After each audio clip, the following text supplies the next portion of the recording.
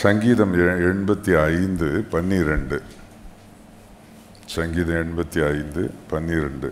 கர்த்தர் நன்மையானதை தருவார். கர்த்தர் நன்மையானதை தருவார். நம்முடைய தேசமும் தன் பலனை கொடுக்கும். கர்த்தர் நன்மையானதை தருவார். நன்மையும் நன்மை செய்வதும் என்பது நம்முடைய தேவனுடைய சுபாவம். நம்முடைய தேவன் நன்மைகளின் தேவன். நன்மையை தருகிறார், தீமையை அவர் தருவதில்லை. தேவன் ஆதியிலே இந்த பூமியை சிருஷ்டித்த பிற்பாடு இந்த பூமியில் மனுஷனுக்கு தேவையானதைத்தான் அவர் சிருஷ்டித்தார், இல்லையா? தேவையானது தான் சிருஷ்டித்தார். வெளிச்சம் தேவை, கால குறிப்புக்கு என்று தேவை, பகலை ஆள சூரியன் தேவை, இரவை ஆள சந்திரன் தேவை. என்ன அருமையாக ஆக்சிஜன் வச்சிருக்கார் பாருங்க பூமி பூராவும்.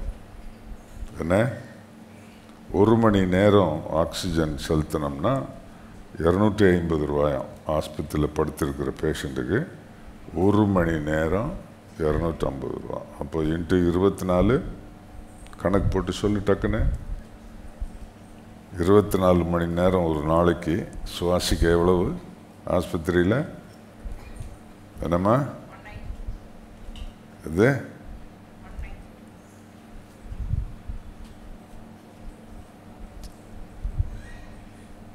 எனக்கு புரியல. 1 லட்சமா? 6000. சரி, இதோ சொல்லுங்க. என்ன 1 மணி நேரத்துக்கு 250 ரூபான்னா 10 மணி நேரத்துக்கு எவ்வளவு? 25,000 ரூபாயா? இல்லையா? 10 மணி நேரத்துக்கு 2500 ரூபா இல்லைங்களா? அப்போ 20 மணி நேரத்துக்கு 5000 ரூபா. 2 மணி நேரத்துக்கு கணக்கு எவ்வளோ குயிக்காக வருது பார்த்தீங்களா? 2 மணி நேரத்துக்கு 500 ரூபா. அப்போது 6500 ரூபா. சரியா? தப்பா? 7500 ரூபா. சரி, ஏதோ இப்போ உங்கள் வயசை கணக்கு போட்டு எத்தனை வருஷம்? 50 வருஷம் சுவாசித்த காற்று கணக்கு போட்டு ஈக்குவல் டு எவ்வளோ பணம் கட்டணும்னு பாருங்கள். என்ன இலவசமாக ஆரோக்கியத்தோட சுவாசிக்க நமக்கு சுவாச காற்றை அவர் தந்திருக்கிறார். அதைத்தான் அசூசிப்படுத்துகிறாங்க. தண்ணீர் தந்திருக்கிறார் இலவசமாக. ஆனால் நம்ம ஆட்கள் பாட்டில் அடைச்சிட்டானுங்க அதை. ஸ்தோத்திரம். எல்லாம் நன்மையானதை தந்த தாவர வகைகள், பயிர் வகைகள், தானிய வகைகள், கனி வகைகள் எல்லாத்தையும் சிருஷ்டித்தார். முள் எப்போ வந்துச்சுங்க? முள்ளு மரம் எப்போ வந்துச்சு சொல்லுங்க, உங்களுக்கு தெரியும், டக்குன்னு சொல்லுங்க. மனுஷன் பாவம் செய்த பிறகு தேவன் இல்லை ஆதாமை பார்த்து சொன்னார், உன் நிமித்தம் இந்த பூமி சபிக்கப்பட்டிருக்கும். உன் நிமித்தம் இந்த பூமி சபிக்கப்பட்டிருக்கும். அது ஒரு வசனம் இருக்கிறது எரேமியாவில். அந்த வசனம் என்ன சொல்லுது என்றால் 5ஆம் அதிகாரம் 25ஆம் வசனம், உங்கள் அக்கிரமங்கள் இவைகளை விலக்கி உங்கள் பாவங்கள் உங்களுக்கு நன்மையை வரவொட்டாதிருக்கிறது. ஆமாம், நன்மை எனக்கு தேவன் எனக்கு வச்சிருக்கிற நன்மைக்கு பதிலாக தீமை வருதுன்னு சொன்னால் அதுக்கு நான் தான் காரணம். நான் தான் காரணம். அல்லேலூயா. நான் சொல்கிற இந்த வசனம் புரிஞ்சுக்கிடணும். உங்களுக்கு உங்களுக்கு என்டர்டெயின் பண்ணுறதுக்காக, உங்களை பரவசப்படுத்துறதுக்காக ஒரு பேச்சாளனா நான் வரல. நல்லா கவனிச்சுக்கிடணும். ஞாயிற்றுக்கிழமை ரொம்ப முக்கியமானது. ஞாயிற்றுக்கிழமை தேவனை ஆராதிக்கிறது ரொம்ப விசேஷமானது. பாஸ்டர் ஜோனத்தான் ரொம்ப அருமையாக ஆராதனை நடத்திட்டு போயிட்டார். ஆடாமல் அசையாமல், என்ன சூப்பராக டான்ஸிங்கன்ஸ் ஆடாமல், உங்களை கை வைத்துங்கோ, கையை கீழே போடுங்கோ, உட்காருங்கோ, எழும்புங்கோ, எக்ஸசைஸ்லாம் கொடுக்காம இல்லை, அப்படி ஜென்டிலாக நடத்திட்டு போயிட்டார். குட். கர்த்தர் அந்த ஆராதனையை ஏற்றுக்கொண்டார். அதைத் தொடர்ந்து வருகிற வேத வசனம் ரொம்ப முக்கியமானது. ஆவியானவர் உங்கள் கூட பேசுகிறார். எப்படி பேசுகிறாருன்னா, ஆசிரிய ரீதியில் யாரும் பேசாமல் சத்தம் உங்கள் காதில் கேட்குற மாதிரிலாம் பேச மாட்டார். அதுக்கு ஒரு ஆள் தேவை. ஆகவே ஒரு பரிசுத்தவானை அவர் தேர்ந்தெடுத்து கொள்கிறார். அவர் வாயை தமது வாயாக்கி கொள்கிறார். எரேமியா தீர்க்கதரிசி புஸ்தகத்தில் ஆரம்பத்திலேயே சொல்லியிருக்கிறது, கர்த்தர் அவருடைய வார்த்தையை அவன் வாயில் வைத்தார் அப்படி சொல்லியிருக்கிறது. வாயில் எதுக்கு வைக்கிறதுனா பேசுறதுக்கு, என்ன. ஆகவே பாஸ்டர் சொர்ணராஜ் வாயில் நேத்தே வார்த்தையை வச்சிட்டார். இப்போ பேசுகிறது நானாக இருந்தாலும் அது ஆவியானவர் பேச சொல்லுகிற விஷயங்கள். இதை இப்படி புரிந்து கொண்டு நீங்கள் வசனத்தை கேட்டால் உங்களுக்கு பிரயோஜனமாக இருக்கும். பாஸ்டர் நல்லா பேசினார், அப்படி பேசினார், இப்படி பேசினாருன்னு இல்லை. என்ன நம்முடைய வாழ்க்கையில் நன்மைகளின் தேவன் நம்முடைய தேவன். இந்த சங்கீதம் 85:12 சொல்லுகிறது, கர்த்தர் நன்மையானதை தருவார் என்று. கர்த்தர் நன்மையானதை தருவார் என்று சொல்லியிருக்கிறது. நிறைய வசனங்கள் இருக்கிறது. நான் குறிப்பாக சில குறிப்புகளை மட்டும் நான் உங்களுக்கு சொல்ல விரும்புகிறேன். கர்த்தர் நன்மையானதை தருகிறார். ஆனால் நமக்கு தீமை வருகிறதே. நிறைய முள் குத்துதுன்னு சொல்கிறாரு நம்ம பவுல். முள் குத்துது, நான் உண்டாக்கலப்பா முள் நான் உண்டாக்கலை. உனக்கு முள் இருக்குன்னா அதுக்கு நீ தான் காரணம். நீ பெரிய பரிசுத்தவானா இருக்கலாம், நீண்ட நாள் விசுவாசியாக இருக்கலாம். ஆண்டவர் இயேசுவின் மேலே நீங்கள் நம்பிக்கை உள்ளவர்களாக இருக்கலாம். நல்லா கவனிங்க வசனத்தை. உங்கள் மூஞ்சிகளெல்லாம் நான் பார்க்குறேன். கண்ணாடி போட்டாலும் தெரியுது முகம்.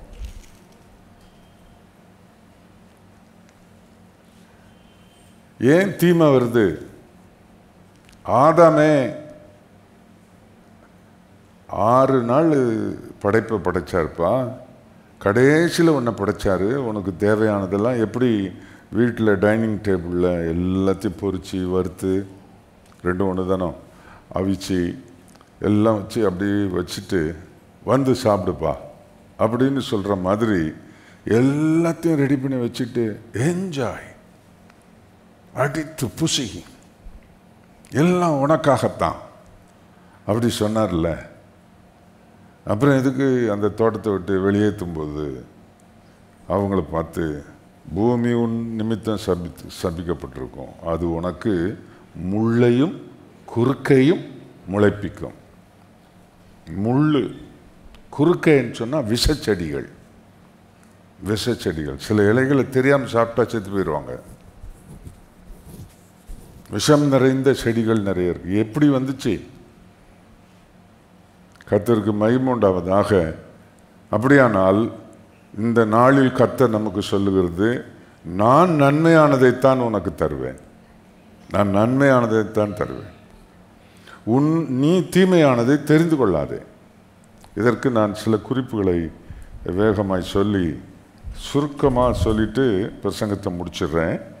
யாக்கோபு 1:17 என்ன சொல்லியிருக்குன்னா, ரொம்ப அருமையாக யாக்கோபு மூலம் ஆவியானவர் சொல்லியிருக்கிறார். நன்மையான எந்த ஈவும் பூரணமான எந்த வரமும் பரத்திலிருந்து உண்டாகி சோதிகளின் பிதாவிடத்திலிருந்து இறங்கி வருகிறது. எந்த அவரிடத்தில் யாதொரு மாறுதலும் யாதொரு வேற்றுமையின் நிழலும் இல்லை. நன்மைனா நன்மை, பியோர் குட்னஸ்.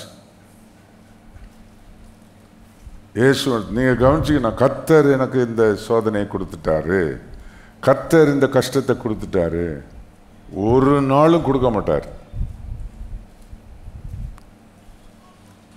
செய்த தவறுக்கு அனுபவிக்கும் தண்டனைகள், தீமைகள், பொல்லாப்புகள்.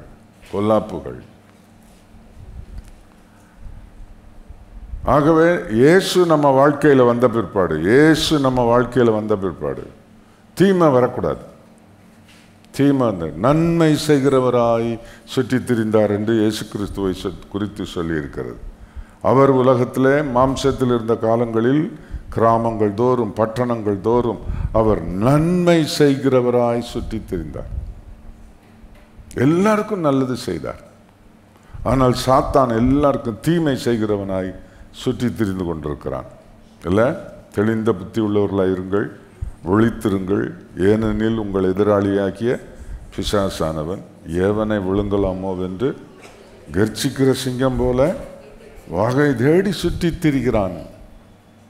என்ன 1 பேதுரு 5:8 சொல்லியிருக்கு. நீங்கள் அவன் எப்படி கெடுதி செய்யலாம் நமக்கு அப்படின்னு சுற்றி திரிகிறான். நம்ம ஆண்டவரோ எப்படி உனக்கு நன்மை செய்யலாம் அப்படின்னு பார்க்குறார். கர்த்தருக்கு ஸ்தோத்திரம். ஆகவே கர்த்தருடைய நன்மைகளை பெறுகிறவர்களாக இருக்கணும். நன்மை எனக்கு எந்த நன்மையும் இந்த உலகத்தில் ஒரு மனுஷனிடத்திலிருந்து வராது. ஒரு மனுஷனில் நன்மை உருவாகாது. என்னை தேவன் ஜனங்களுக்கு நன்மை செய்யும்படி தெரிந்தெடுத்து நன்மையானதை அவர் எனக்கு தந்து அதை நான் செயலாற்றும் போது அது ஒரு கிருபை. மனுஷருக்கு நன்மை செய்வது ஒரு கிருபை. தீமை செய்கிற மக்கள் தான் நிறைய பேர் இருக்கிறார்கள். நம்மளை சூழ தீமைகள் இருக்கிறது, கெட்டது நிறைய இருக்கிறது, வியாதி கிருமிகள் நிறைய இருக்கிறது, நிறைய விஷத்தன்மைகள் நிறைய இருக்கிறது, கெட்டதெல்லாம் நிறைய இருக்கிறது. நம்மை சுற்றி இருக்கிற மக்கள் எல்லாரும் என. ஆகவே நன்மைகளின் தேவனை அதிகமாய் பற்றி கொள்ள வேண்டும். இயேசுநாதர் சொன்னாரு, உன் பிள்ளை அப்பத்தை கேட்ட கல்லை கொடுப்பியா, முட்டையை கேட்ட தேள் கொடுப்பியா, மீனை கேட்ட பாம்பு கொடுப்பியா? உங்க பிள்ளைங்க அப்படின்னா அந்த பிள்ளைக்கு நல்லதான் செய்யணும். நீ நினைக்கிறல்ல, நன்மை தான் செய்யணும். என் மகனுக்கு என் மகளுக்கு நன்மை தான் செய்யணும் அப்படி நினைக்கிறல்ல.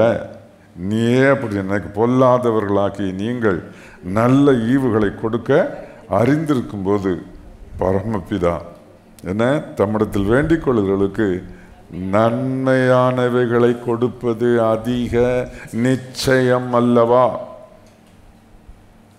உண்மையான தகப்பன் அவர். நாமெல்லாம் அவருடைய பிள்ளைகள்.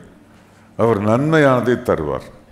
ஒரு நாளும் உங்கள் வாயிலே கர்த்தர் வியாதியை கொடுத்தார், கர்த்தர் இந்த கஷ்டத்தை கொடுத்துட்டார், கர்த்தர் இப்படி சோதிக்கிறார் இல்லையா? அதுதான் யாக்கோபு சொல்லார், சோதிக்கப்படுகிற எவனும் தான் தேவனால் சோதிக்கப்படுகிறேன் என்று சொல்லாதிருப்பானாக.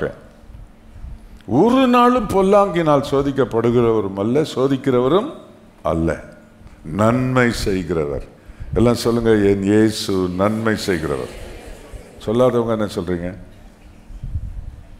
நிறைய தீமை அனுபவிக்கிறீங்கல்ல, அதான் வரமாட்டேங்குது.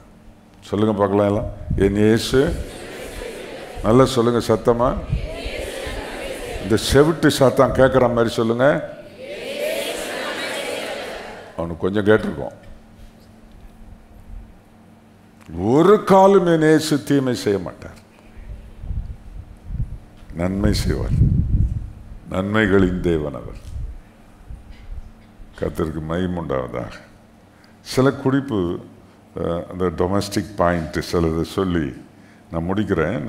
நிறைய குறிப்புகள்லாம் இருக்குது. என்ன நன்மையெல்லாம் எங்கே செய்தார், எப்படி ஜனங்க அதை அனுபவிச்சாங்க, அப்படிலாம் இருக்குது. முதலாவது, கர்த்தருக்கு மகிமை உண்டாவதாக. ஆலயத்தின் நன்மை. ஸ்தோத்திரம். ஆலயத்தின் நன்மை. அதுதான் ரொம்ப விஷயம். எதுக்கு ஆலயத்துக்கு வரணும்? சங்கீதம் 65:4, உம்முடைய பிரகாரங்களில் வாசமாயிருக்கும்படி நீ தெரிந்து கொண்டு சேர்த்து கொள்ளுகிறவன் பாக்கியவான். உம்முடைய பரிசுத்த ஆலயமாகிய உமது வீட்டின் நன்மையால் திருப்தியாவோம். உமது வீட்டின் நன்மை, உம்முடைய ஆலயம், உம்முடைய வீடு. என் வீடு எல்லா ஜனத்துக்கும் ஜப வீடு எனப்படும். இந்த சரீரத்தை சொல்லலை. இந்த இடத்தில் இயேசுநாதர் ஆலயம் என்பது, இந்த சங்கீதத்தில் ஆலயம் என்று சொல்லும்போது நீங்களே ஆலயம், இந்த கட்டடம் ஆலயம் இல்லை. தேவன் தம்மை தொழுது கொள்ளுகிற ஒரு ஸ்தலத்தை ஆலயம் என்று சொல்லுகிறார். அதைத்தான் அவர் சொல்லுகிறார். உம்முடைய பிரகாரங்களில், உம்முடைய சன்னிதானத்தில் வாசம் பண்ணும்படி நீ தெரிந்து கொண்டு சேர்த்து கொள்ளுகிறவன் பாக்கியவான். உம்முடைய பரிசுத்த ஆலயமாகிய உமது வீட்டின் நன்மையால் திருப்தியாகும். எதுக்கு சர்ச்சுக்கு வரணும்? சர்ச்சுக்கு வர்றதுல நன்மை இருக்குதுங்க. இங்கே தான் நன்மை அவர் ஸ்டார்ட் பண்ணுறாரு. எனக்கு கர்த்தருக்கு மகிமை உண்டாவதாக. ஒரு கல்யாணம் சர்ச்சில் நடக்கிறதுக்கும் ஒரு கல்யாணம் ரெஜிஸ்டர் ஆஃபீஸில் நடக்கிறதுக்கும் வித்தியாசம் இல்லைங்களா? என்ன இந்த எதுக்காக ஆலயத்தில் நடக்கணும்? சிலர் கல்யாண மண்டபத்தில் நடத்துவாங்க. எனக்கு அது பிடிக்கவே பிடிக்காது. கல்யாணத்தை கல்யாண மண்டபத்தில் நடத்துவாங்க. விக்கிரகம் இருக்குதான் பின்னால், அதை துணி போட்டு மூடி வச்சுருப்பாங்க. மூடுன சாமிகள் மத்தியில் கல்யாணம் நடக்கும். மூடு சாமி.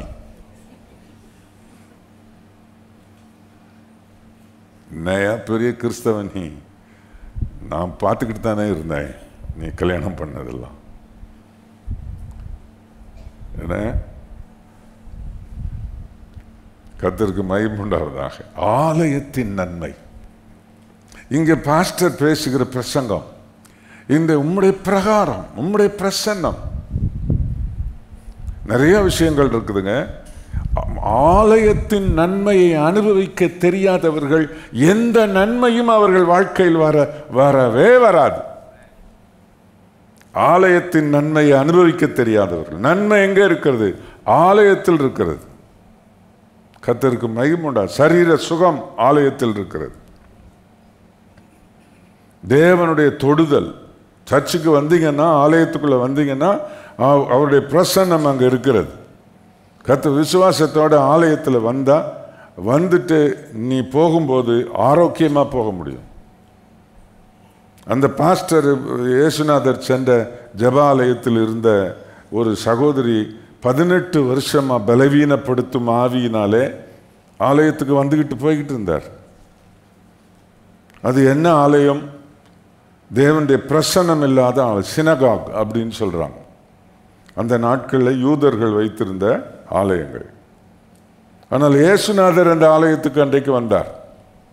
அந்த குனிந்து நடக்கிற அந்த சகோதரியை பார்த்தார்.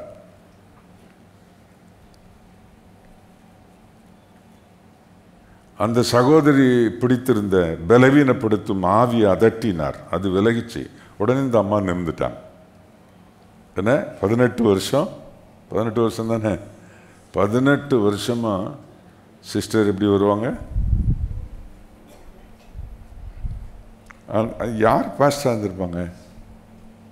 பாஸ்டர் சொர்ணராஜ் அன்னைக்கு அங்கே பாஸ்டராக இருந்தாருன்னா அந்த கூனி நிச்சயமாக எப்போ நிமிர்ந்திருக்கும்.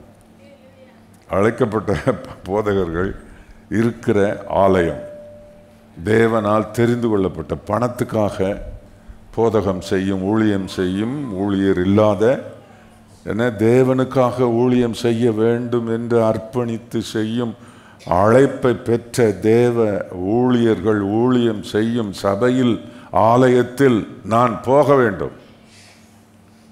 நிறைய சபைகள் இருக்கிறது, அங்கே ஏகப்பட்ட சபைகள் இருக்கிறது. அது எல்லாம் ஏகப்பட்ட ஊழியர்களை ஆண்டவர் உலகம் முழுவதும் கோடிக்கணக்கான ஊழியர்களை அழைத்து அவர்களை அபிஷேகித்து ஆலயத்தில் போய் பணிவிடை செய்யும்படி அவர்களை வைத்திருக்கிறார். கர்த்தருக்கு ஸ்தோத்திரம். இயேசுநாதரை சுமந்து கொண்டு யோசேப்பு மரியாளும் ஆலயத்துக்கு வரும்போது சிமியோன் அங்கே வந்தான். வயதான ஆசாரியன் அங்கே வந்தான். கர்த்தருக்கு மகிமை உண்டாவதாக. அவன் இயேசுநாதருடைய பாலகனை அவன் ஆசீர்வதித்தான். இரட்சணியத்தை என் கண்கள் கண்டது என்று சொன்னான். ஏன் இந்த சிமியோன் வீட்டுக்கு போயிருக்க வேண்டியதானே? யோசேப்பு வீட்டுக்கு நன்மை எங்க இருக்கிறது? குழந்தைகளை ஆசீர்வதிக்கிற நன்மை எங்க இருக்குது? சைல்டு எஜுகேஷன் அப்படின்னு சொல்லும்போது சைல்டு எஜுகேஷனை அதை சிலர் ரொம்ப சிறப்பாக்குறாங்க. நல்லது. சைல்டு எஜுகேஷன்ன்றது நான் பெற்றெடுத்த பிள்ளையை கற்பத்தின் நான் பின்னால் வர்றேன். நான் என்னுடைய பிள்ளையை கொண்டு போய் நான் பாஸ்டர் இடத்துல கொடுக்குறேன், அவர் கையில் வாங்குறார். ஏனென்றால் இயேசு தற்சொருவமாய் இல்லை. இயேசு எனக்கு எப்படி காட்சியளிக்கிறார் என்றால், அவர் தெரிந்து கொண்டு அழைத்து ஆலயத்தில் பணிவிடை செய்யும்படி வைத்திருக்கிற அவருடைய ஊழியக்காரன் மூலம்தான் அவர் கிரியை செய்கிறார். அதனால் அவர் கையில் கொடுக்கிறது இயேசுநாதர் கையில் கொடுக்கிறதுக்கு சமமாகும். அவர் அந்த குழந்தையை பிரதிஷ்டை செய்து ஆசீர்வதிக்கும் போது அந்த பிரதிஷ்டையும் அந்த ஆசீர்வாதமும் அவனுடைய வாழ்க்கையில் அவன் வாழ்நாள் பூராவும் இருக்கும். உங்களில் பலரை விக்கிரகத்துக்கு முன்பாக போட்டு பேர் வச்சிருப்பாங்க, எதெல்லாம் வச்சிருப்பாங்க, என்னென்னமோ. அதிலிருந்து கர்த்தர் நம்ம மீட்டெடுத்தார். நம்முடைய பிள்ளைகளை நாம் அப்படி செய்யக்கூடாது அல்லவா? பிள்ளைகளுக்கு உரிய ஆசீர்வாதம் ஆலயத்தில் இருக்கிறது. பிள்ளைகள் விவாகமாக்கும் போது அந்த விவாகத்தில் தேவனுடைய ஆசீர்வாதம் என்ன அருமையா பாஸ்டர்ஸ் பிரசங்கம் பண்றாங்க, நல்ல வார்த்தைகளை எடுத்து சொல்றாங்க, அவங்க பிளஸ் பண்றாங்க. கர்த்தருக்கு ஸ்தோத்திரம். நான் ஒரு கல்யாணத்தையும் நான் ஏழைகளோ பணக்காரங்களோ அல்லது எவராக இருந்தாலும் சரி, அதுக்காக நேரம் எடுத்து ஜெபித்து அந்த பிள்ளைகள் ஆசீர்வாதமாக இருக்கணும் அப்படின்னு. ஆகவே நன்மையானது ஆலயத்தின் நன்மையால் நாம் திருப்தியாக வேண்டும். ஆலயத்தின் நன்மையினால் திருப்தியாக வேண்டும். சினிமா தியேட்டரில் அல்லது வேற ஏதாவது கண்காட்சிகளில் போய் உட்காந்து நன்மை வராது, தீமை தான் வரும். தீமை வரும் இடங்களில் நம்ம ஆட்களை நிறைய பார்க்கலாம். நன்மை வரும் இடம் என்று ஒன்று வைத்திருக்கிறாரே, கர்த்தருக்கு ஸ்தோத்திரம். இதுக்கு என்ன விலை கொடுக்கலாம்? தேவன் நான் இன்றைக்கு ஆலயத்துக்கு போனதினால் எனக்கு அவர் கொடுத்த நன்மைக்கு என்ன விலை போடலாம்? எவ்வளவு கிரயம் வைக்கலாம்? விலை மதிக்க முடியாத நன்மைகளை தருகிறார். முத்துக்களை பார்க்கிலும் பொன்னை பார்க்கிலும் இந்த அருமையை ஆலயத்தின் இந்த மேன்மையை தெரிந்து கொள்ளாதவர்கள் தான் மழை பெஞ்சிருச்சு, இடி இடிச்சிருச்சு, என்ன அப்படி இப்படின்னு சொல்லிக்கிட்டு இருப்பாங்க. ஆலயத்தின் நன்மையினால் திருப்தியாகும். நான் இன்னைக்கு மழை பெய்யும், அதனால் இந்த வசனத்தை ஆண்டவர் எனக்கு கொடுத்தாரா? எனக்கு தெரியாது. நேற்று நல்லா தான் இருந்துச்சு, மழைலாம் ஒன்றும் பெய்யல. விடிய காலையில் 5 மணிக்கு தான் ஆரம்பிச்சிருச்சு. தேவன் சில வேளையில் அப்படி செய்வார் போலக்கு. அடுத்த ஆராதனை 8 மணிக்குன்னா 8 மணிக்கு கரெக்டாக ஒரு மழை பெஞ்சதுன்னா நாங்கள் புறப்பட்டு நின்னோமா, மழை வந்துருச்சா, அப்புறம் நாங்கள் டிவியில் பார்த்துட்டோம். என்னத்தை பார்த்த? ஆலயம், என் வீடு, கர்த்தருடைய வீட்டின் நன்மையால் என் வீடு எல்லா ஜனத்துக்கும் ஜெப வீடு எனப்படும். அட பாவிகளா, அதை கல்லற்கோகை ஆக்கிட்டீங்களேன்னு என்னமா கோபம் வந்துச்சு அன்பு கடவுள் இயேசுவுக்கு. அப்போ ஆலயன்றதுல அவருக்கு எவ்வளோ வைராக்கியம் இருக்கு பாருங்க, எவ்வளோ வைராக்கியம் இருக்கு. இந்த ஆலயத்தை கட்டுறதுக்கு பார்த்து கட்டணும்.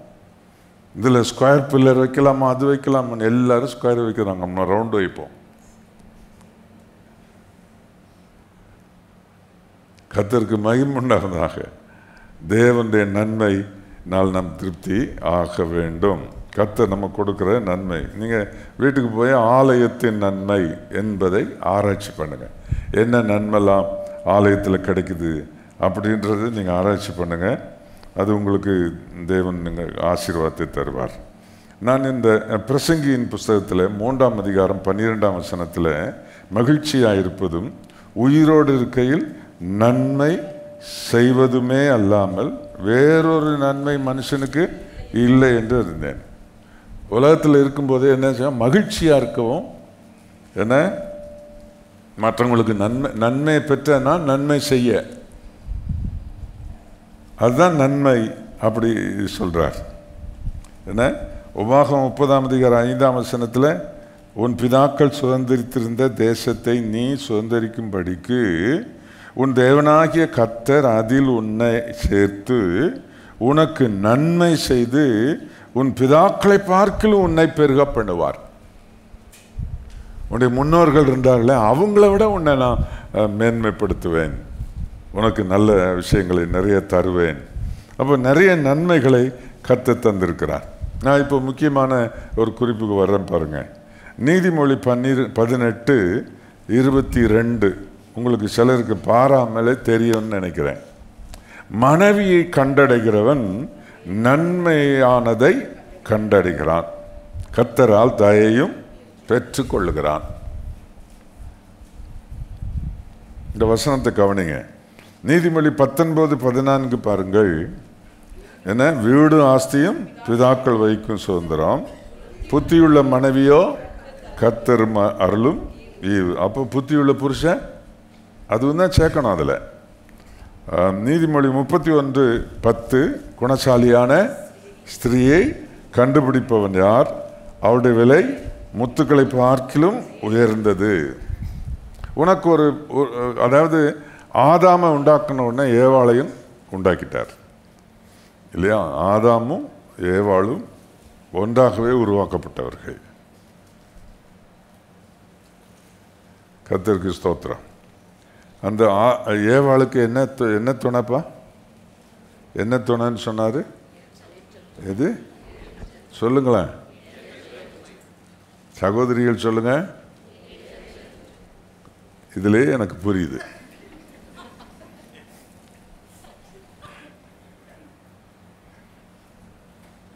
நேற்று தான் பாஸ்டர் எங்கள் புருஷன் திட்டினாரு. என்னென்னு திட்டினாரு? அது உனக்கு தான் தெரியும், எனக்கு என்ன தெரியும். இப்போ பார்த்து நீங்கள் இதை சொல்கிறீங்க, அது எனக்கு ஞாபகம் வந்துருச்சு, அதனால வாய் வர மாட்டேங்குது.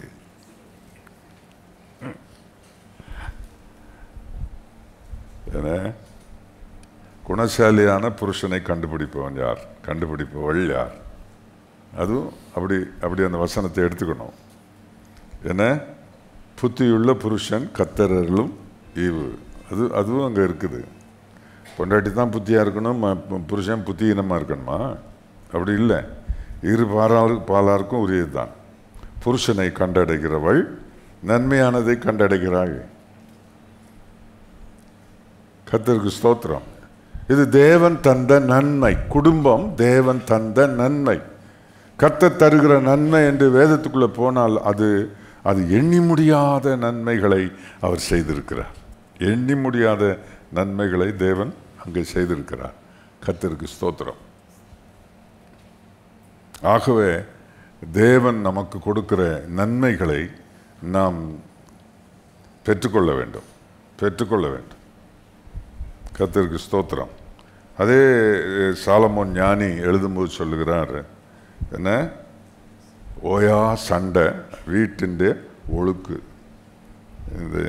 அதாவது இவளோட வாழ்கிறத விட வீட்டின் மேலே ஒரு மூலையில் இருப்பது. எப்படிப்பா இந்த மாதிரி பொண்டாட்டி உனக்கு கிடைச்சது?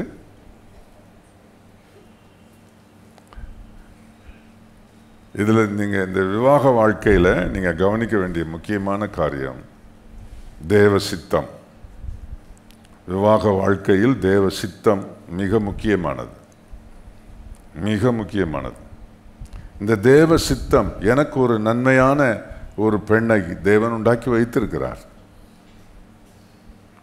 என் தேவன் எனக்கு ஏற்படுத்தி வைத்திருக்கிற அந்த நன்மையான பெண் யார் என்று ஒருவன் ஜெபித்து, இல்லை அந்த நன்மையான புருஷன் யார் என்று ஜெபித்து கண்டுபிடிப்பது. அப்படி இல்லை. ஆகவே முள்ளு. அப்படி இல்லை. உலகத்தின் காரியங்கள் தான் முக்கியத்துவம். தேவன் இதில் தேவ சித்தம் செய்யணும். தேவன் எனக்கு நியமித்த மனைவி, எனக்கு கொடுத்த மனைவி, இதை கண்டுபிடிக்கிறதுக்கு வாழ்க்கையில் ரொம்ப மிக முக்கியமானது மனைவியை கண்டடைகிறவன் நன்மையானது. இந்த மனைவியான நன்மையை தேவன் ஏற்படுத்தி வைத்திருக்கிறார் எனக்காக. என்ன, ஏற்ற துணையாகிய ஏவாளை தேவன் ஏற்படுத்தி வைத்திருக்கிறார். ஆனால் நாம் என்ன செய்கிறோம் என்றால், பிள்ளைகளுக்கு பெண்ணு பார்க்குற நேரம், மாப்பிள்ளை பார்க்குற நேரம் நம்ம என்ன செய்கிறோன்னு சொன்னால், படிப்புக்கு முக்கியத்துவம் கொடுக்குறோம், பணத்துக்கு முக்கியத்துவம் கொடுக்குறோம், அழகுக்கு முக்கியத்துவம் கொடுக்குறோம், பர்சனாலிட்டிக்கு முக்கியத்துவம் கொடுக்குறோம். அதெல்லாம் தப்பே கிடையாது, அதெல்லாம் தவறே கிடையாது. ஆனால் அதை மட்டும் செய்துவிட்டு தேவ சித்தத்தை குறித்த எந்த வெளிப்பாடும் இல்லாமல் நாம் செய்தால் அது எப்படி? தீமை என்னை சேர்ந்து விடும். நன்மைக்கு பதிலாக தீமை சேர்ந்து விடுகிறது. தீமையான மனைவியை பற்றி ஏகப்பட்ட காரியம் பைபிளில் இருக்குது. தீமையான புருஷனை குறித்து நிறைய விஷயங்கள் பைபிளில் இருக்குது. இப்போ என்ன செய்யறது? அதுக்காக இப்போ இருக்கிற கெடுதி செய்கிற பொண்டாட்டியை தள்ளிட்டு வேற பொண்ணை தெரிந்துக்கலாமா? அது அந்த தீமையை விட இது என்ன செய்யுது? இது பயங்கரமான தீமை. என்ன செய்யணும்? ஜெபிக்கணும். நாங்கள் திருமணத்தில் தேவ சித்தம் அறிந்து நாங்கள் செய்யலை. ஆனாலும் இந்த உலகத்தில் கணவன் மனைவிமா வாழ கர்த்தர் எங்களுக்கு நீர் ஒரு வாழ்க்கையை கொடுத்துருக்கிறீர்.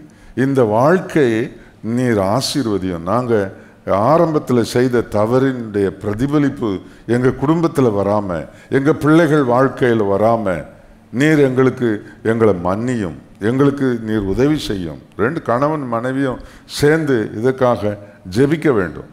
கர்த்தருக்கு ஸ்தோத்திரம். அப்பாவும் அம்மாவும் பார்த்து ரொம்ப ரொம்ப ஜெபம் பண்ணி எல்லாம் நிறைய அதாவது வரன்கள் வந்தாலும் அவர்கள் ஜெபம் பண்ணி இதுதான் தேவ சித்தம் என்று அறிந்தால், இந்த பொண்ணு ஒரு இஸ்லாமியனை போய் கல்யாணம் பண்ணாள். இந்த பொண்ணு இஸ்லாமியனை போய் கல்யாணம் பண்ண. நான் பேருகள்லாம் நான் இன்னும் கொஞ்சம் விவரம் சொல்லிட்டேன்னா உங்களுக்கு யாருன்னு தெரிஞ்சு போயிடும். இஸ்லாமியனை போய் கல்யாணம் பண்ண. கல்யாணம் பண்ணும்போது என்ன ஒப்பந்தானா, நான் மசூதிக்கு போவேன், நீ சர்ச்சுக்கு போ, நான் தடையே செய்ய மாட்டேன். சர்ச்சு வாசலில் கொண்டாந்து விட்டுட்டு போவார். பிள்ளைகள் பிறந்துருச்சு. பிள்ளைகள் பிறந்த பிற்பாடு இந்த பிள்ளைகள் மசூதிக்கா சர்ச்சுக்கா அப்படின்னு வரும்போது பிரச்சனை கிளம்பி விட்டது. பிள்ளைகளுக்கு இஸ்லாமிய முறைப்படி சுன்னத்து பண்ண வேண்டும் என்று முடியாது. நான் பிரதிஷ்டை தான் பண்ணுவேன். எப்படி பண்ண முடியும்? பிரச்சனை. அதுக்கு பிற்பாடு ஆலயத்துக்கு கொண்டு வந்து விடுவதில்லை. ஒரே பிரச்சனை, சண்டை. ஏமா அந்த பையனை போய் கல்யாணம் பண்ண? ஃபேர அழகா இருந்தான் பாஸ்டர். ஆஃபீஸில் என் பக்கத்து டேபிளில் உட்காந்துருப்பான் பாஸ்டர், அழகாக இருப்போம். நாங்கள் வேலை செய்துக்கிட்டே 2 பேரும் பேசுவோம். அப்புறம் அது காதலாக மாறிடுச்சு. இப்போ அது மோதலாக மாறிடுச்சு.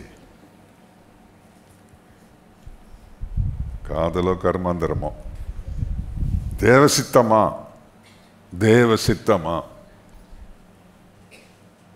கர்த்தருக்கு மகிமை உண்டாவதாக. இது எனக்கு கர்த்தர் எனக்கு ஏற்படுத்தி வைத்த நன்மையா? நான் இந்த காரியத்தில் நாம் அநேகர் தவறி இருக்கிறோம். நான் என்னுடைய விவாகத்துக்கு நேரம் வந்தபோது, அப்பொழுது எனக்கு நான் சுவிசேஷகனாக எல்லா இடம் போய்கிட்டு இருந்தேன். நிறைய பேர் என்னை பிரசங்கம் பண்ண கூப்பிடுவாங்க. கர்த்தருக்கு மகிமை உண்டாவதாக. எத்தனை பொண்ணுங்க எனக்கு காட்டியிருப்பாங்க, இந்த தம்பி நல்ல பிரசங்கம் பண்ணுறாரு, இவருக்கு என் பொண்ணை கொடுக்குறேன், ஓம் பொண்ணை கொடுக்குறேன் அப்படின்னு. கர்த்தருக்கு மகிமை உண்டாவதாக. தேவ சித்தத்துக்காக காத்திருந்து, என்ன ஜாதி, என்ன நம்ம குலமா கோத்திரமா ஜாதியா அப்படி பார்க்காம தேவ சித்தம் என்னன்னு பார்த்து, நீர் எனக்கு வைத்திருக்கிற நன்மை எது அப்படி என்ற போது கர்த்தருக்கு மகிமை உண்டாவதாக. அந்த நன்மையை கண்டடைய கர்த்தர் உதவி செய்தார். அதனால தாங்க அதாவது ஒலிவ மர கன்றுகள் போன்ற பிள்ளைகள். கர்த்தருக்கு ஸ்தோத்திரம். என்ன மகன் இந்த சபையின் போதகர் மலேசியாவில் மெத்தடிஸ்ட் சர்ச்சில் பேசிட்டு இருக்கிறார். சின்ன மகன் அவருக்கு பதிலாக வந்து ஆராதனை நடத்திவிட்டு போகிறார். நல்ல ஆவியிலே தகப்பன் ஆராதனை பண்ணுகிறார். நன்மையான மனைவியை நான் கண்டுபிடித்ததினால ஒலிவ மர கன்றுகளை கர்த்தர் எனக்கு தந்தார். கர்த்தருக்கு ஸ்தோத்திரம். இது ரொம்ப முக்கியமாக நம்ம கவனிக்க வேண்டிய ஒரு காரியம். நாம் தவறி இருக்கலாம், நம்முடைய பிள்ளைகள் காரியத்தில் தவறிவிடக்கூடாது. நம்முடைய பிள்ளைகள் தவறிவிடக்கூடாது. இந்த பிள்ளைகள் தவறாமல் இருக்க நான் என்ன செய்ய வேண்டும்? ஒழுங்காய் தேவனுடைய ஆலயத்துக்கு பிள்ளைகளை கூட்டி கொண்டு வர வேண்டும். நீங்கள் வராட்டி போங்க, நான் போகிறேன் சர்ச்சுக்குன்னு. நீ வந்துட்டியம்மா, அந்த பிள்ளைங்க என்ன பார்த்துக்கிட்டு இருக்குது? எங்கள் வீட்டில் என்ன செய்துக்கிட்டு இருக்கு? நாங்கள் சின்ன பிள்ளையிலேருந்து எங்கள் அப்பா, நாங்கள் 11 பேர், எங்கள் அப்பா அம்மா நாங்கள் போனோம்னா சர்ச்சில் ஒரு பகுதி நிரம்பிடும். எங்கள் பெரியப்பாவுக்கு 12, எங்கள் பெரியப்பா அந்த குடும்பம் அங்கே உட்காரோம், நாங்கள் இங்கே உட்காருவோம். எங்கள் சித்தப்பா 12, அவர் அந்த பக்கம். அந்த காலத்திலாம் பிள்ளை பாக்கியம்தான் இப்போ பிள்ளை செல்வம் என்று சொல்லுவாங்க. பெரிய குடும்பம் அப்படி இருக்கும்.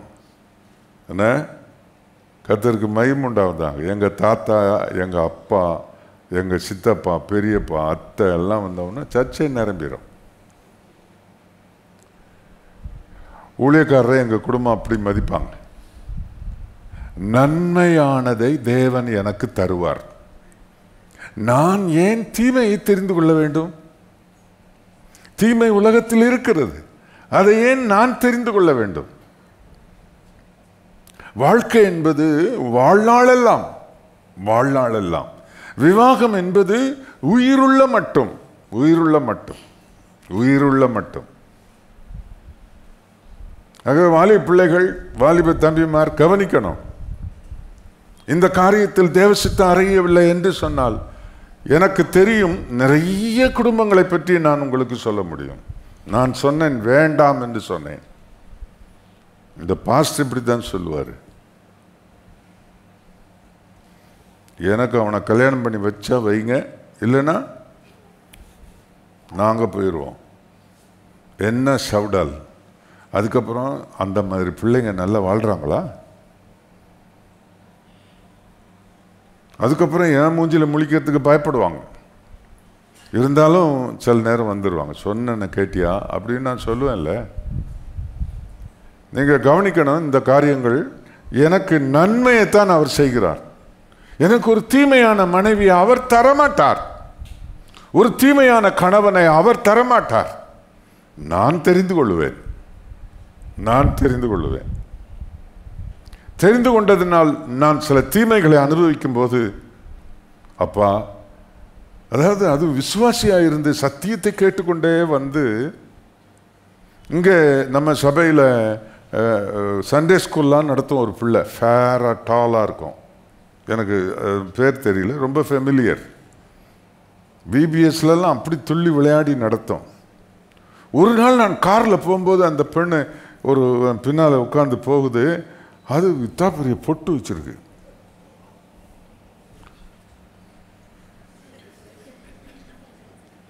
அப்போ வந்து கேட்டேன், அவன் ஒரு பையனை கல்யாணம் பண்ணிட்டு போயிடுச்சு. ஆலயத்தில் வந்திருந்து சத்தியத்தை கேட்டு ஊழியம் செய்து தீமையை தெரிந்து கொள்ளுகிறவர்கள் எத்தனை பேர் இருக்கிறார்கள்? நம்முடைய தேவன் நன்மையானதை நமக்கு தருவார்.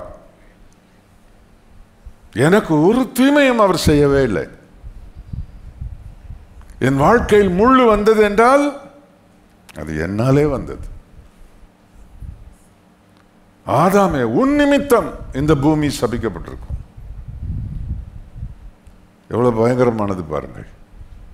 கர்த்தருக்கு மகிமை உண்டாவதாக. ஆண்டவர் இயேசு உங்களை ஆசீர்வதிக்கணும். இதுக்காக என்ன செய்யுங்கன்னா நல்ல ஜெபம் பண்ணுங்க. எல்லாவற்றையும் ஆண்டவர் மன்னிப்பார், சரி செய்வார், சரி செய்வார். அறிந்தோ அறியாமலோ நாங்கள் இந்த மாதிரி எங்களுக்கு பிள்ளைகள் இருக்கிறாங்க. இனி உள்ள வாழ்க்கை எங்கள் இயேசுவின் நன்மை அனுபவிக்கும் வாழ்க்கையாக எங்களை ஆசீர்வதியும்.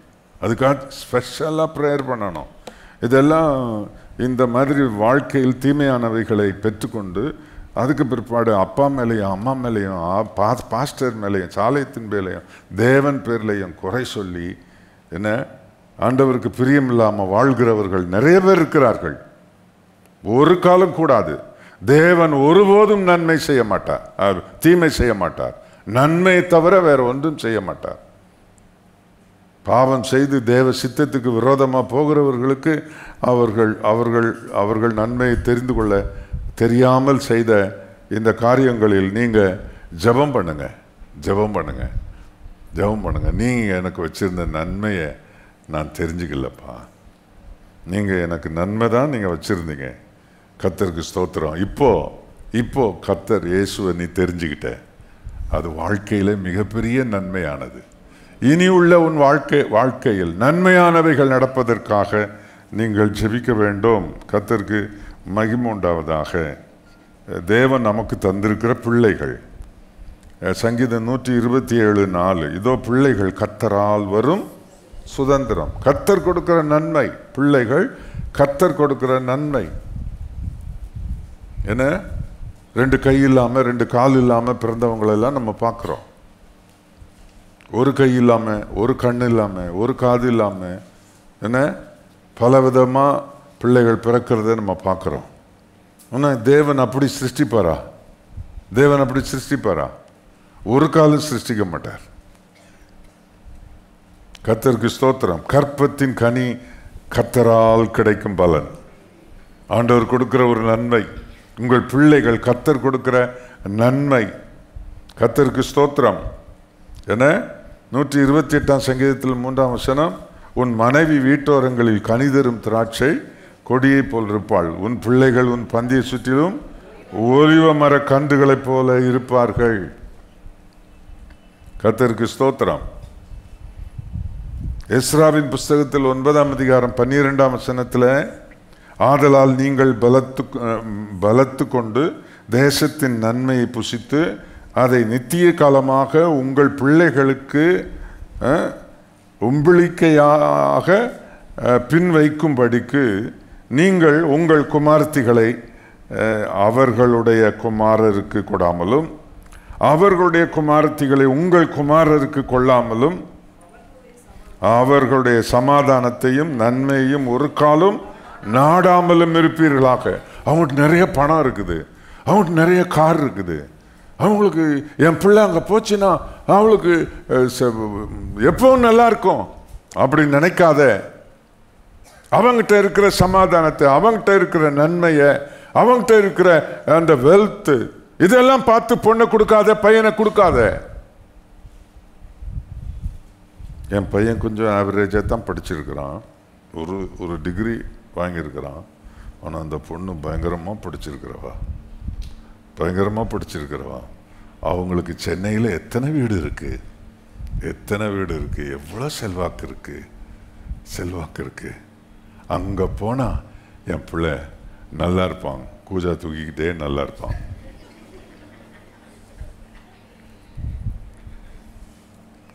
நிறைய விஷயங்கள் ரொம்ப வேதனைப்படுற விஷயம். கர்த்தர் நன்மையை வச்சிருக்காருங்க உனக்கு, நீ ஏன் தீமையை தெரிந்து கொள்ளுகிற? அவன் சமாதானத்தை பார்க்குற, அவன்கிட்ட இருக்கிற நன்மையை பார்க்குற, அவன்கிட்ட இருக்கிற ஆஸ்தியை பார்க்குற, வெல்த்தை பார்க்குற.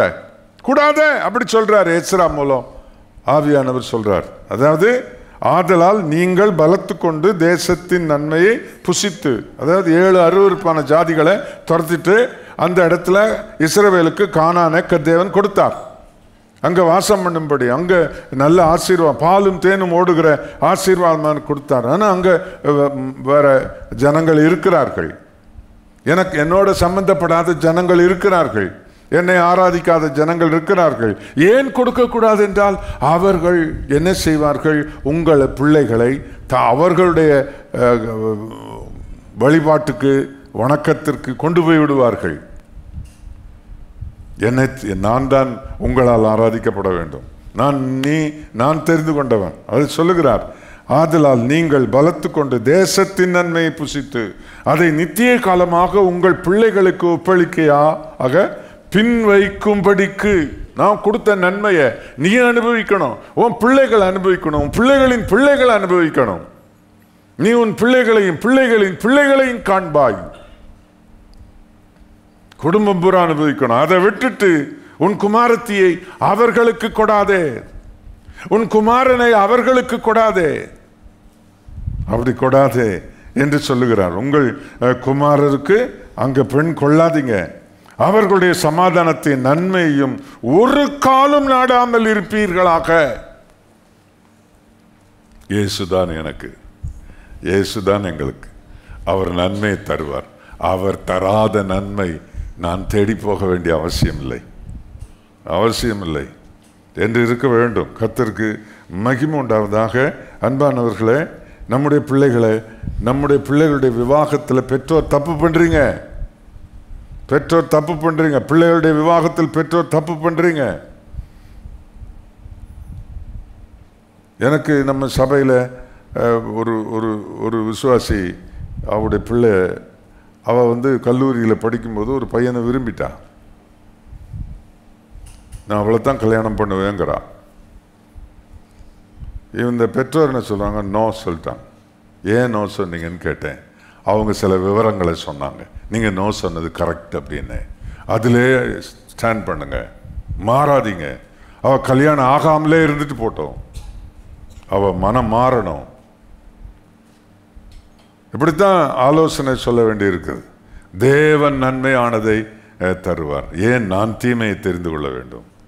தேவன் நான் புசித்து நான் நன்றாய் புசித்து சந்தோஷமாய், அந்த நம்ம பிரசங்கியார் சொன்ன மாதிரி, சாலமன் சொன்ன மாதிரி, பூமியின் நன்மைகளை புசித்து மகிழ்ச்சியா இருக்கத்தான் கர்த்தர் உனக்கு இதெல்லாம் வச்சிருக்கிறாரு என்று சொல்லி இருக்கிறபடி அவருடைய நன்மைகளை புசித்து மகிழ்ச்சியோடு இருக்க நீங்க இருங்க.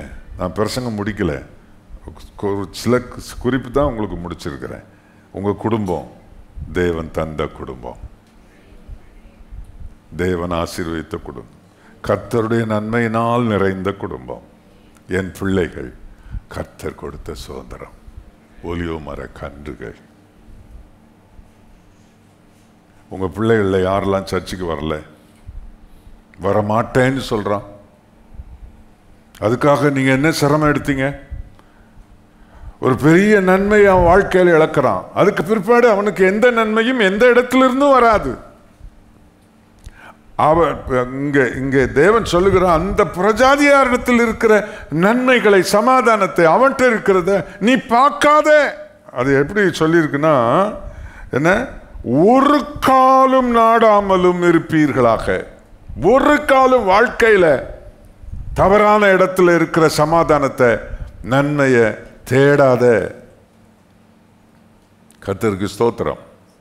ஆண்டவர் இயேசு நம்மை அவ்விதமாக ஆசீர்வதிப்பாராக. நான் இன்றைக்கு இந்த பிரசங்கத்தை இதோடு நான் முடிக்கிறேன். கர்த்தர் எனக்கு நன்மையானவைகளை வைத்திருக்கிறார். எனக்கு முள்ளை அவர் உண்டாக்கவில்லை, குறுக்கையை உண்டாக்கவில்லை, கெட்டதை அவர் உண்டாக்கவில்லை. உன்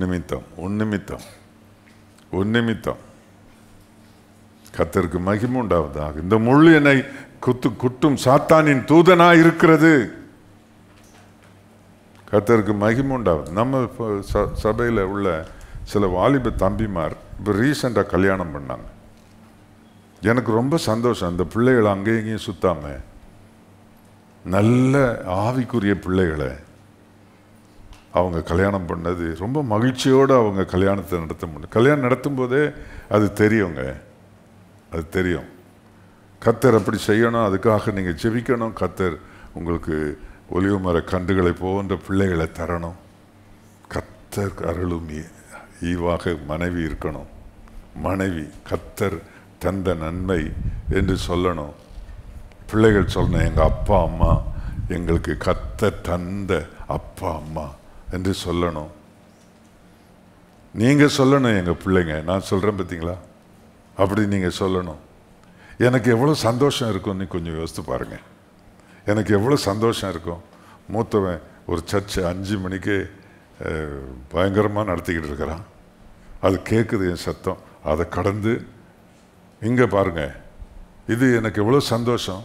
நான் சாத்தானை தோற்கடிப்பேன், முற்றிலும் தோற்கடிப்பேன். அவன் எனக்கு விரோதமாக கிரியை செய்ய நிறைய நினைக்கிறான். ஜாக்கிரதையா இருந்து நன்மையை அனுபவியுங்கள். தேவன் உங்களுக்கு பூமியிலே ஒரு தீமையும் அவர் உண்டாக்கவே இல்லை. ஒரு தீமையும் அவர்கிட்ட இல்லை. நன்மைகளின் தேவன் நம் தேவன். கர்த்தர் உங்களை ஆசீர்வதிப்பாராக. கர்த்தர் தம்முடைய நன்மையினால் உங்களை நிரப்புவாராக. நன்மையினால் வாயை திருப்தியாக்குகிறார், நன்மையினால் மனதை திருப்தியாக்குகிறார், நன்மையினால் சிந்தனையை திருப்தியாக்குகிறார். நன்மையினால் என்னை வாழ வைக்கிற தேவன். எல்லாம் சொல்லுங்க, வாய் திறந்து, நன்மைகளின் தேவனே, நன்மைகளின் தேவனே. ஹல்லேலூயா. Lord, thou art the God of goodness. ஹல்லேலூயா. எங்கள் தேவன் நன்மை செய்கிறவர். அவர் கையில் பட்டயம் இல்லை, அவர் கையில் முக்கூர் ஆயுதம் இல்லை, அவர் கையில் ஈட்டி இல்லை, அவர் கையில் எந்த ஆயுதமும் இல்லை. என்னுடைய பாவங்களை எல்லாம் சிவந்து தீர்த்த அந்த ஆணி கடாவப்பட்ட தழும்புதான் என் இயேசுவின் கரங்களில் இருக்கிறது. Glory to God. அன்பே என் தேவன் இயேசு. நன்மை நிறைந்த நன்மை மாத்திரம் தம்முடைய பிள்ளைகளுக்கு கொடுக்கிற தேவன் இயேசு. நீங்க உலக மனுஷர், நீங்க பொல்லாதவங்க, நீங்களே நன்மை தருகிறீர்களே, நான் உங்களுக்கு நன்மையை தராமல் இருப்பேனா? நன்மையை தருகிற எங்கள் தேவனே ஸ்தோத்திரம். எல்லாம் சொல்லுங்க, நன்மைகளின் தேவனே. நாங்கள் தெரிந்து கொண்ட தீமை, வாழ்க்கையில் நாங்கள் தெரிந்து கொண்ட தீமை, அதற்காக எங்களை மன்னியும். அந்த தீமையை நன்மையாக மாற்றுகிறவர் நீர் அல்லவா? எங்கள் தீமைகள் எங்களுடைய வாழ்க்கையில நாங்களாக தெரிந்து கொண்டது அல்லது எங்கள் வாழ்க்கையில் நாங்கள் இருக்கிற இந்த சூழ்நிலையில எல்லா தீமைகளையும் நன்மையாக மாற்றுகிறவர். யோசேப்பு அப்படித்தான் சொல்லுகிறார். நீங்கள் எனக்கு தீமை செய்தீர்கள், கர்த்தரோ இந்நாளில் இருக்கிறபடி அந்த தீமைகளை நன்மையாக மாற்றினார். ஒரு குடும்பத்திலும் தீமை இருக்கக்கூடாதப்பா. ஒருவருடைய வாழ்க்கையிலும் தீமை இருக்கக்கூடாது. எல்லா தீமைகள் எல்லாம் நன்மையாக மாறுவதாக. என் தேவன் நன்மையானதை தருகிறவர், அதே நேரத்தில் தீமையை நன்மையாக மாற்றுகிறவர். அப்படி ஆசீர்வதித்து உம்முடைய பிள்ளைகளை இந்த நாட்களில் நீர் வழி நடத்தும். உம்முடைய கிருபை உம்முடைய பிள்ளைகளோடு கூட இருக்கட்டும். ஆசீர்வதி, மகிழ்ச்சியோடு செல்லட்டும். எங்கள் தேவன் இயேசு நன்மைகளின் தேவன் என்ற அந்த அறிக்கையோடு அனுபவத்தோடு வாழ கிருபை செய். புதிய மகிழ்ச்சியோடு பிள்ளைகளை அனுப்பும். இயேசு கிறிஸ்துவின் நாமத்தில் ஜெபிக்கிறோம் எங்கள் பரிசுத்தம் உள்ள பிதாவே. இப்பொழுது நம்முடைய கர்த்தராகிய இயேசு கிறிஸ்துவின் கிருபை, பிதாவின் அன்பு, பரிசுத்த ஆவியானவருடைய ஐக்கியம் எப்பொழுது நம் அனைவரோடும் இருப்பதாக. எல்லாரும் சொல்லுங்கள், என் ஆத்துமாவே கர்த்தரை ஸ்தோத்திரி, என் முழு உள்ளமையோட பரிசுத்த நாமத்தை ஸ்தோத்திரி. என் ஆத்துமாவே கர்த்தரை ஸ்தோத்திரி. ஹல்லேலூயா. Praise the Lord.